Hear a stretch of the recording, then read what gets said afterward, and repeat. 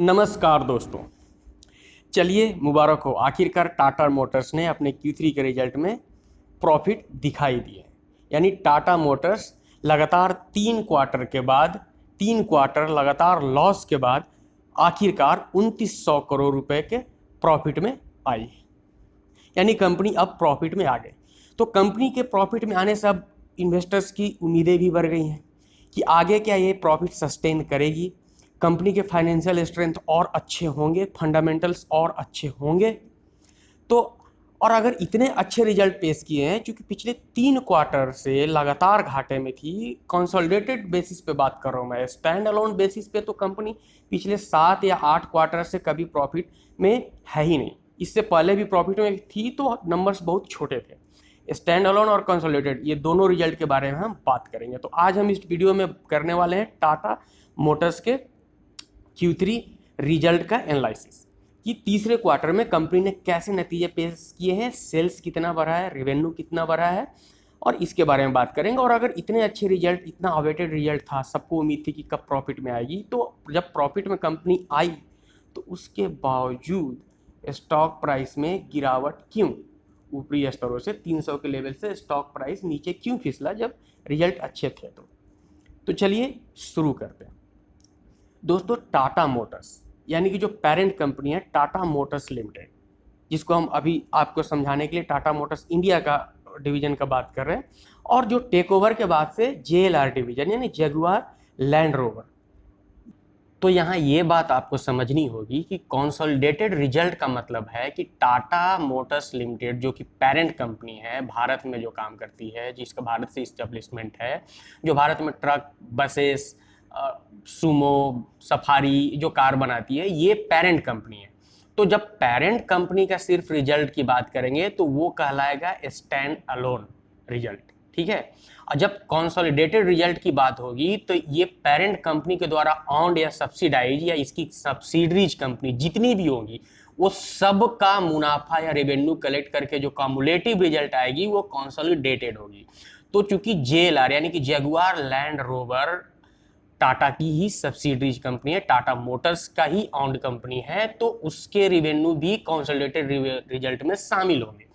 तो ये जो 2900 करोड़ रुपए का नेट प्रॉफिट आया है, ये कंसोलिडेटेड बेसिस पे है। स्टैंड अलोन यानी टाटा मोटर्स लिमिटेड जो पेरेंट कंपनी, वो तो अभी भी इस क्वार्टर में भी घाटे में ही है, ठीक है। उसके बारे में अगला स्लाइड में बात करेंगे, दोनों रिजल्ट देखेंगे हम, कंसोलिडेटेड और स्टैंड अलोन। तो इससे पहले देखते हैं कि जगुआर लैंड रोवर का कितना कंट्रीब्यूशन है टाटा मोटर्स लिमिटेड में। दोस्तों, सच बात यह है कि टाटा मोटर्स को अगर आगे सस्टेन करना है, प्रॉफिट में बने रहना है, मार्जिन इंप्रूव करनी है, टाटा मोटर्स की अगर दिशा और दशा तय करना है, करती है, तो वो JLR डिवीजन से ही होना है। यहाँ पे आप ये फिगर देख लीजिए, ये आंकड़ा नंबर्स देख लीजिए। तकरीबन इस क्वार्टर में 75,654 करोड़ रुपए का कंसोलिडेटेड रेवेन्यू कंपनी ने पेश किए हैं एक्सचेंज को। यानी कंपनी पिछले 3 क्वार्टर में, अक्टूबर से दिसंबर में, इतना का कार या व्हीकल्स, पैसेंजर हो या कमर्शियल हो या JLR का व्हीकल भी का हो, कम्युलेटिव इतना 75,654 करोड़ रुपए का सेल्स हुआ है।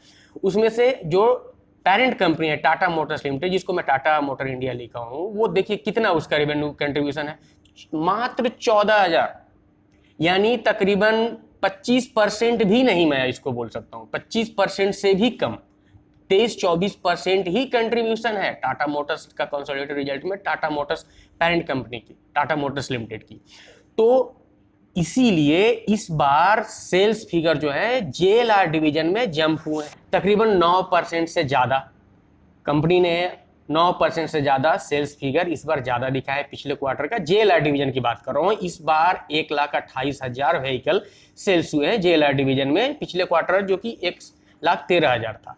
तो ये यहाँ पे जो रेवेन्यू आया है, हालांकि आप जब भी चेक करेंगे किसी भी साइट्स पे तो आपको पाउंड में लिखा होगा इनका जो कारोबार होता है, लेकिन उस पाउंड को मैं आपके लिए इंडियन रुपीज में कन्वर्ट करके लिखा हूं, तो तकरीबन 59,000 यानी 60,000 करोड़ रुपए तकरीबन का रेवेन्यू सिर्फ JLR डिवीजन से है। और टाटा मोटर्स की जो पेरेंट कंपनी है टाटा मोटर्स लिमिटेड, उससे 14,000 करोड़। तो इसीलिए कंपनी ये प्रॉफिट में आने का मुख्य वजह जेएलआर डिवीजन का प्रॉफिट में आना है और वहां पे रिवेन्यू इंप्रूव होना है, जंप होना है। वो अलग बात है कि कोरोना का मार दोनों जगह झेल रहे थे, जेएलआर भी और इंडिया में भी। तो टाटा मोटर्स अगर फ्यूचर में सस्टेन करेगी, प्रॉफिटेबिलिटी या प्रॉफिट रहेगी, तो उसके लिए जेएलआर का अच्छा परफॉर्म करना बहुत जरूरी है। पिछले क्वार्टर में पिछले क्वार्टर के मुकाबले देखिए मात्र 92,000 व्हीकल्स ही बिके थे। ये व्हीकल्स दोनों है, पैसेंजर व्हीकल्स, कमर्शियल व्हीकल, दोनों को मिला के मैं डेटा दे रहा हूँ टाटा मोटर्स इंडिया का। तो पिछले बार 92,000 बिके थे, इस बार 1,52,000, तकरीबन 66-65% का जंप है व्हीकल। तो ठीक है, वो कोरोना की वजह से था और सारी कंपनियों की कमर टूटी हुई थी कोरोना की वजह से। एक तो सारे शोरूम बंद हो गए थे इस वजह से, और गवर्नमेंट का गाइडलाइंस आप देख ही रहे हैं, कोरोना की वजह से हर बिजनेस सफर कर रहा था। तो ठीक है, पिछले 1-2 क्वार्टर का जो रिजल्ट होगा, वो चाहे कितनी भी अच्छी कंपनी क्यों ना हो, वो सफर की है, तो उसके बारे में उससे हम कंपेयर नहीं करेंगे। लेकिन प्री कोविड लेवल पे भी अगर मैं टाटा मोटर्स लिमिटेड की बात करूं तो भी वो लॉस में ही थी, जेएलआर को छोड़ दिया जाए तो। अब यही मेन वजह है, जेएलआर इस बार अच्छा कंट्रीब्यूट किया है तो ये कंसोलिडेटेड प्रॉफिट आया। और फ्यूचर में भी अगर जेएलआर अच्छा कंट्रीब्यूट करती है, जो कि उम्मीद है, कंपनी ने कुछ अपने हाइलाइट्स पेश किए हैं, जैसा नीचे देखिए 439 मिलियन पाउंड इनका प्रॉफिट बिफोर टैक्स इस बार आया है जेएलआर का, जो कि पिछले क्वार्टर में 374 था। पिछला क्वार्टर से कंपेयर करना तो फिलहाल ठीक नहीं है कोविड की वजह से, लेकिन कैश फ्लो भी बढ़ा है इनका, लिक्विडिटी बढ़ी है इनकी। ये इलेक्ट्रीफाइंग पे फोकस कर रहे हैं, इलेक्ट्रिक व्हीकल्स पे, और आप जान रहे हैं कि फ्यूचर में इलेक्ट्रिक व्हीकल ही होने हैं।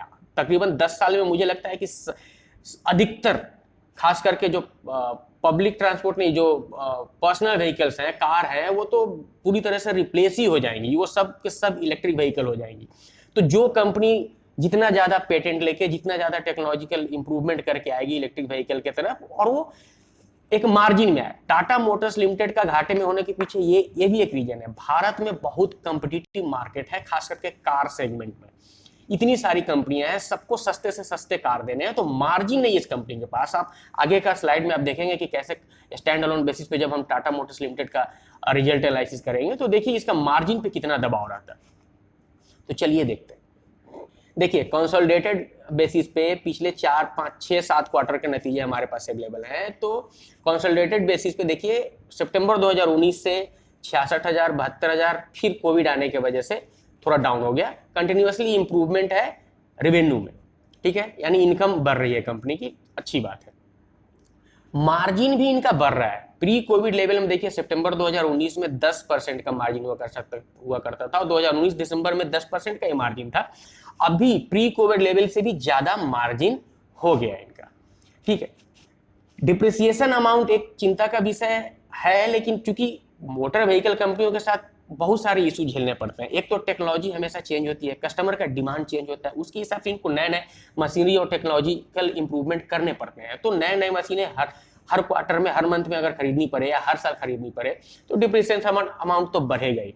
ऊपर से गवर्नमेंट का हथौड़ा हमेशा चलते रहता है। BS 6 वाला हथौड़ा आ गया, जिसने तकरीबन भारत में काम करने वाली अधिकतर मोटर कंपनियों का तो कमर ही तोड़ दी थी, समझ लीजिए। रातों रात उनको सब कुछ चेंज करना, ऊपर से मार्जिन का दबाव, BS 6 लाने की वजह से महंगा गाड़ी हो जाएगी, ज्यादा कीमत में बेचना है तो भारत में कस्टमर उतना सपोर्ट नहीं करने वाला, और ऊपर से इतनी व्हीकल बन गई हैं, और फिर कोविड आ गया। अब लाखों व्हीकल प्रोडक्शन में है, शोरूम बंद हो गए, तो यहाँ पे तो कैश फ्लो का दिक्कत हो गया, जिसकी वजह से तो कंपनी के 10,000 करोड़ रुपए, अगर 15,000 करोड़ का रेवेन्यू है, तो 10,000 करोड़ का तो व्हीकल बना के वो ऑलरेडी रख चुकी है, जो कि अभी शोरूम खुला नहीं हो, सेल्स नहीं कर पाया, तो पैसे फंस गए। तो यहाँ पे तो नेट कैश फ्लो निगेटिव हो जाएगी। तो ये सब की वजह से भी कंपनी का डेट अमाउंट बढ़ने के पीछे यही कारण है। और टाटा मोटर्स के पास तकरीबन अभी 83,000 करोड़ से भी ज्यादा का लॉन्ग टर्म डेट है। कंपनी के पास एक डेट बहुत बड़ी समस्या है। आप देखिए यहाँ पे इंटरेस्ट देखिए, इंटरेस्ट यानी लोन जब लिया है तो उसके बदले में जो कंपनी इंटरेस्ट पे कर रही है, कंटिन्यूअसली पिछले 6-7 क्वार्टर्स देखिए, हर क्वार्टर में 100 से 200 करोड़ का इजाफा मिलेगा आपको इंटरेस्ट में। अभी इस क्वार्टर में इन्होंने 2125 करोड़ का नेट इंटरेस्ट पे किया है। अब ये इतनी बड़ी रकम है, अगर इसको कम किया जा सके तो मार्जिन भी बढ़ेगा और नेट प्रॉफिट भी बढ़ेगी कंपनी की। लेकिन चूंकि डेट अमाउंट इतना ज्यादा है कि कंपनी के पास तो उतना अभी रेवेन्यू भी जनरेट नहीं होता है, प्रॉफिट तो उसके मुकाबले 5% है डेट के मुकाबले। तो कैसे डेट फ्री होगी कंपनी और कैसे डेट को रिड्यूस किया जाएगा, इसके बारे में मैनेजमेंट ऑलरेडी 1-2 बार बयान दे चुकी है।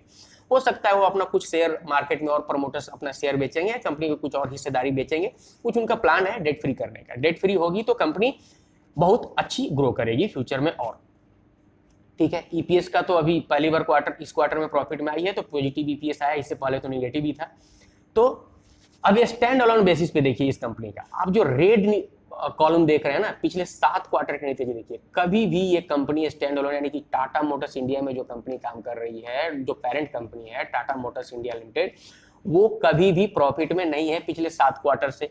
इस बार भी 638 करोड़ का शुद्ध घाटा है। कैसे देखिए, 14,837 करोड़ रुपए का रेवेन्यू इन्होंने दिखाया, उतना का माल बेचने के लिए इनका जो नेट खर्चे हुए हैं वो 13,775 करोड़ रुपए हैं। ऑपरेटिंग प्रॉफिट तो 855 करोड़ रुपए है, सिर्फ ऑपरेटिंग प्रॉफिट, इसमें रॉ मटेरियल ही शामिल है, यानी प्रोडक्ट को बनाने के लिए जो भी चीजें जरूरत है वही है, और कुछ मैन पावर और ये सब खर्चे।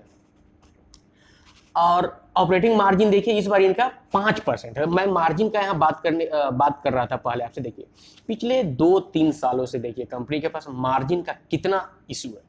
ये भारत में बहुत कॉम्पिटिटिव है, ये कार सेगमेंट का या व्हीकल का मार्केटिंग बहुत कॉम्पिटिटिव है, इस वजह से इनका मार्जिन हमेशा रहा। अब चूंकि ये कंपनी एक बहुत बड़ी कंपनी है, बड़ा नाम है, ये इनको सारे इथिक्स रूल रेगुलेशन फॉलो करते हैं और बहुत स्टैंडर्ड वे में काम करते हैं।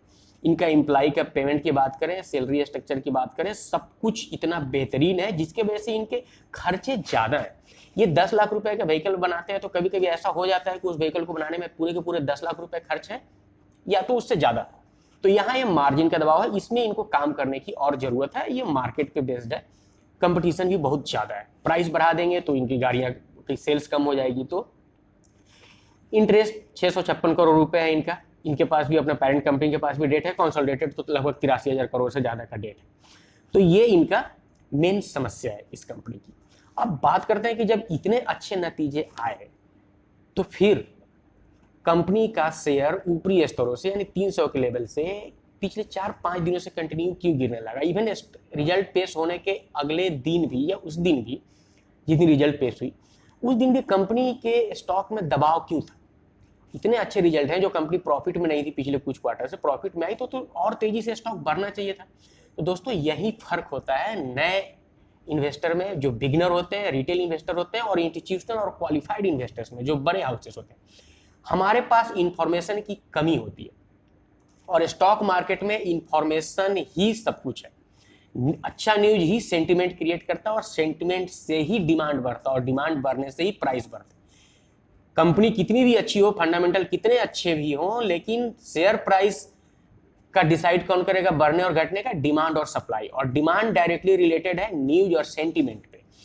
तो चूंकि हम और आप अभी भले जान रहे हो कि कंपनी ने इतने प्रॉफिट पेश किए, कंपनी का ये आंकड़ा है, लेकिन जो बड़े हाउसेस हैं इनको 1 महीना पहले ही पता चल जाता है कि कंपनी इस बार प्रॉफिट में रहने वाली है या नहीं रहने। कैसे?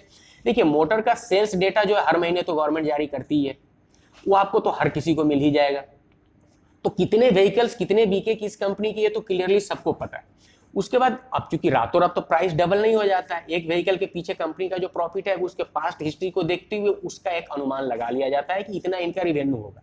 जो अदर मिसलेनियस खर्चे हैं वही सिर्फ पता नहीं चलता है, तो उसके लिए आप 10 या 20% कम या ज्यादा मान लीजिए। मतलब बड़े एजेंसीज को ऑलरेडी ये बात 1 महीना पहले पता थी कि तकरीबन 2500 से 3200 करोड़ रुपए के आसपास में इसका प्रॉफिट होगा, क्योंकि सारे खर्चे उनको पता नहीं थे। लेकिन व्हीकल के सेल्स नंबर से तो उनको पता है कि इतना का रिवेन्यू बिका है, इतना मार्जिन है, तो इतना प्रॉफिट इनका होना ही है। तो आप देखिए इस चार्ट में, देखिए ये डेली बेसिस का चार्ट है। देखिए आप सिर्फ 10 या 12 ट्रेडिंग सेशन को छोड़ दीजिए, 15 ट्रेडिंग सेशन यानी 1 महीने का, इस महीने का दिसंबर का, 10 दिसंबर के बाद से देख लीजिए। 10 दिसंबर से पहले जो कंपनी का टाटा मोटर्स लिमिटेड का जो शेयर का वॉल्यूम था 4 करोड़, 5 करोड़ और 6 करोड़ के बीच हुआ करता था। आप किसी भी दिन देख लीजिए, एक फ्लैट में हल्का लीनियर इंक्रीमेंट लाइन के साथ ये चल रही थी प्राइस। अब अचानक 8 जनवरी के दिसंबर के बाद से क्या हुआ, बड़े हाउसेस की एंट्री हुई, वॉल्यूम जो 4 करोड़ 5 करोड़ था 30 करोड़ 45 करोड़ 15 करोड़ 16 करोड़, मतलब 10 करोड़ से ऊपर हर दिन वॉल्यूम रहने लगा। बहुत तेजी से बड़े वॉल्यूम के साथ शेयर में खरीदारी हुई, शेयर प्राइस तकरीबन वहां से 30% से ज्यादा का जंप लिया, और 30 से 40% जंप 1 महीने में होने के बाद अब चूंकि इनको तो सब कुछ पता चल गया, अब रिजल्ट आ गया, अब रिटेल इन्वेस्टर को लग रहा है कि कंपनी प्रॉफिट में आई। अब यहाँ से बड़े इन्वेस्टर्स अपना प्रॉफिट बुक कर रहे हैं। जरूरी नहीं, मैं ये नहीं बोल रहा हूँ कि पैनिक होकर पूरी तरह से निकल जाएंगे और आप भी निकल जाइए, मेरा ऐसा कुछ नहीं कहना है। लेकिन चूंकि इन्होंने 100, 200 और उससे भी नीचे के प्राइस पे स्टॉक को खरीदा था, कुछ लोग तो 100 पे खरीदे, तो उनको एक अच्छा खासा प्रॉफिट मिल रहा है।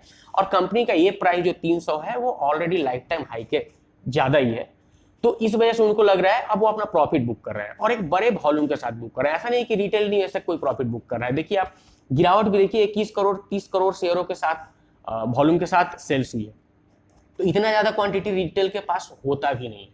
तो शेयर प्राइस करेक्ट होने का यही वजह है, और यहाँ से और करेक्ट होने की संभावना है, तकरीबन 20 से 30% और करेक्ट होगा अगले 1 या 2 महीनों में। उसके बाद चूंकि नेक्स्ट क्वार्टर में भी प्रॉफिट कंटिन्यू रही, तो फिर यहाँ से एक नया ट्रेंड देखने को मिल सकता है। कुछ इसके पहलू यही है, 300 के बाद से 300 के ऊपर से ये गिरने लगा है, एवरेज वॉल्यूम में जबरदस्त बढ़ोतरी हुई है, चाहे बाई की बात करें या सेल की बात करें, ठीक है। अब ये इसके लिए 302 या 303 रुपए का एक नया रेसिस्टेंस बन गया है। तो शेयर में गिरने के शेयर जो यहाँ करेक्ट हो रहा है, इसके पीछे वजह यही थी कि शेयर ऑलरेडी बहुत उछाल हो चुकी है, वैल्यू अपने वैल्यूएशन से बहुत गुना ज्यादा पे है ये, मतलब बहुत महंगा हो चुका है, और इसमें अच्छे खासी प्रॉफिट बुकिंग होने की संभावना अभी और है। इसी वजह से शेयर करेक्ट हो रहा है अच्छे रिजल्ट होने के बावजूद। अब आप बोलेंगे कि तो ऐसा बाकी कंपनियों में क्यों नहीं होता, कोई कोई कंपनी तो ऐसा होती है कि रिजल्ट आया, अच्छा रिजल्ट आया तो और प्राइस बढ़ जाती है। बिल्कुल होता है, जो कंपनियां हाईलाइटेड नहीं होती है, बहुत बड़ा नाम नहीं होता है, बहुत बड़े हाउसेस उसके पीछे नहीं होते, उनमें ऐसा होता है। कोई गुमनाम कंपनी अचानक अच्छी रिजल्ट पेश की तो हम और आप खरीद सकते हैं, उसके बाद वो बढ़ते रहेगी। लेकिन ये सब जो बड़ी कंपनी होती है, इनका सारा कैलकुलेशन तो ऑलरेडी सारे रेटिंग एजेंसीज भी लगा रही होती हैं पहले से कि इन्फोसिस का इस क्वार्टर में इतना रेवेन्यू आने का अनुमान है। आप जब भी टीवी पे रिजल्ट देखते हैं किसी बड़े कंपनियों का, तो आप देखते हैं ना कि इतना प्रॉफिट आया और इतने का अनुमान था, तो अनुमान कहाँ से आता है? यही लोग तो कैलकुलेट करते हैं अनुमान। ठीक है दोस्तों, तो ये वीडियो कैसा लगा आप कमेंट करके जरूर बताइएगा, और अगर आपको लगता है कि इस वीडियो में कुछ और इन्फॉर्मेशन होना चाहिए था, कुछ छूट गया है, तो प्लीज उसको भी कमेंट कीजिए, हम आपको जरूर आंसर करेंगे। और अगर आपको ये वीडियो अच्छा लगता है तो प्लीज आप मेरा चैनल स्टॉक फंडा को सब्सक्राइब कर लीजिए, नोटिफिकेशन को भी ऑन कर दीजिए, ताकि आगे आने वाली हर एक कंपनी का रिव्यू, आईपीओ का एनालिसिस हो या स्टॉक मार्केट से जुड़े बेसिक्स वीडियोज आप तक सीधा पहुंचते रहे।